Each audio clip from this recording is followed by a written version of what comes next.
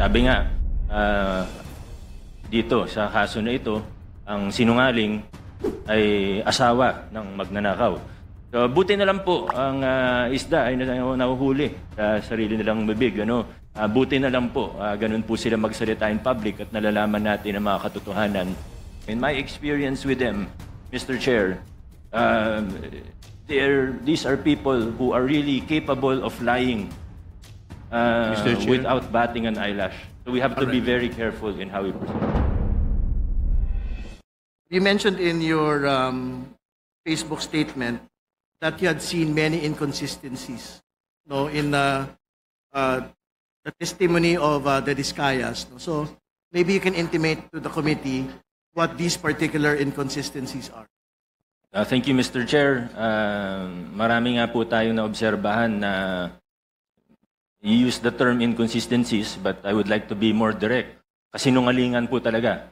At lantarang kasinungalingan naman po yung mga sinasabi nito. Hindi naman po bago sa kanila ang pagsisinungaling. Naobserbahan na po natin ito on the record and in public very many times. Sabi nga, dito sa kaso na ito, ang sinungaling ay asawa ng magnanakaw. Kaya ito po talaga yung nakikita natin. Isang very glaring na kasinungalingan ay yung kahapon po sa statement, sa sworn statement po nila, ay na 2 to 3% lang daw ang kinikita nila sa bawat kontrata. Kahit naman po hindi ka eksperto sa larangan ng construction o engineering, obvious naman po na kasinungalingan ito. Meron pa po, sabi po nila, when Senator Tulfo was questioning them, sabi niya po, minsan daw po, lugi pa daw siya.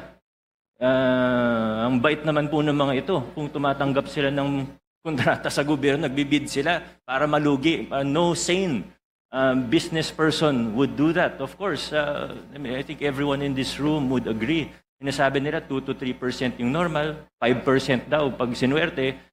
Pag kinumpute po natin, alam ko medyo, Mr. Chair, with all due respect, if we just apply simple logic, it is already clear that they are lying. Although alam ko medyo iba kasi yung logic na ginagamit nila sa universe po nila. Pero pag tiningnan po natin logically, 2 to 3% of even 100 billion, 2 to 3 billion pesos lang po ito.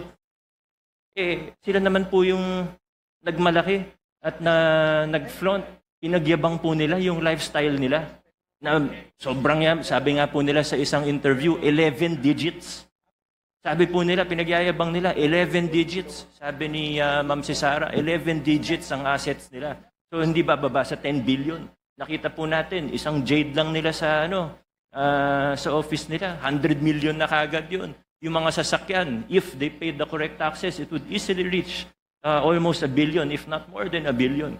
How will you afford that if you're only earning 2 to 3% profit? Sabi naman nila, wala silang private contracts. Ayaw na daw nila sa private kasi maliit ang kita. Nasa interview din po nila. So, buti na lang po ang isda ay nahuhuli sa sarili nilang bibig.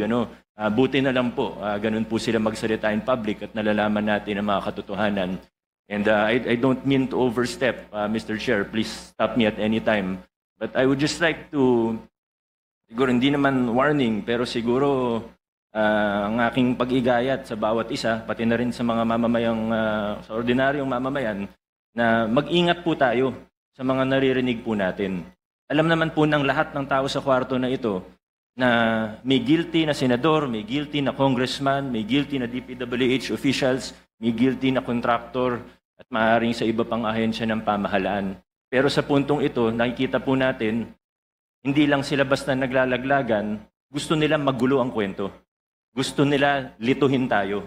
Gusto nila na hindi na natin malalaman kung ano totoo para eventually mawawala na lang na parang bula. Magkakalituhan na tayo, hindi na natin malalaman kung anong totoo sa hindi. Magbabanggit na lang ng kung ano, na wala naman silang pruweba o ebidensya. Sa mga pangalan na nabanggit niya po kahapon, naniniwala ako may iba doon, totoo.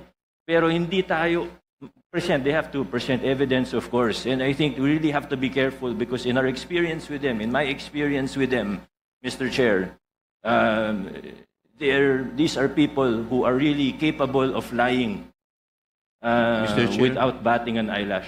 So we have to be very careful in how we proceed. Thank you, Mr. Thank Chair. you, Mayor